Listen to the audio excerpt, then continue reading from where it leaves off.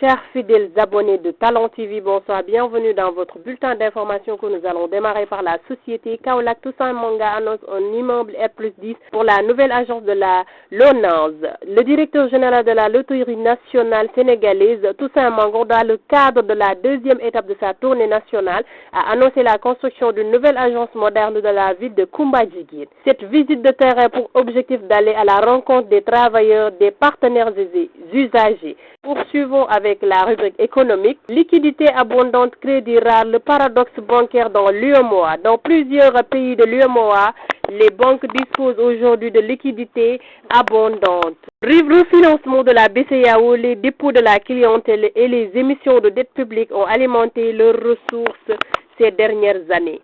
Pourtant, cette abondance apparente ne traduit pas toujours par une hausse du crédit pour les entreprises et les ménages. Poursuivons. Nationalisation des ICS.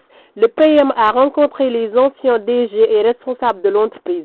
Après annonce, place aux actes, l'État du Sénégal accélère le processus de reprise du contrôle des industries chimiques du Sénégal. ICS, comme annoncé par le Premier ministre Ousmane Sonko le 12 mars dernier, lors de la conférence de presse de restitution des travaux de la Commission nationale de réévaluation d'une renégociation des contrats. Poursuivons toujours avec la société crise scolaire. Après 20 heures de négociation, le gouvernement et le G7 aux portes d'un accord. Au terme d'un marathon de discussion de près de 20 heures, le gouvernement et les syndicats du G7 ont enregistré des avancées significatives vers un protocole d'accord. Si un consensus se dessine sur plusieurs points clés, quelques questions sensibles restent en suspense. Poursuivons toujours en société. Tribunal de Dakar, comment près de 5000 dossiers ont fuité. Un vaste scandale secoue le tribunal de Dakar où les milliers de dossiers judiciaires confidentiels auraient été illicitement extraits. 3 individus ont été arrêtés. Le tribunal de Dakar est plongé dans une affaire d'une rare gravité.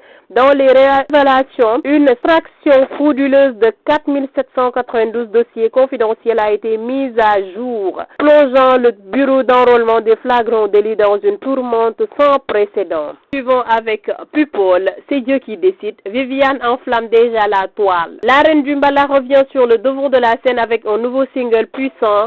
En collaboration avec Baha, Viviane Chidid livre C'est Dieu qui décide, un titre entre tradition et modernité porté par une forte charge émotionnelle. Bouclons avec la page sportive. Droits de l'homme, la FIFA interpellée sur les risques de raid migratoire durant la Coupe du Monde. À seulement 2 mois du coup d'envoi de la Coupe du Monde 2026, l'ONG Women Rights Watch tire la sonnette d'alarme sur les risques de dérapage sécuritaires et migratoires dans un rapport publié ce vendredi.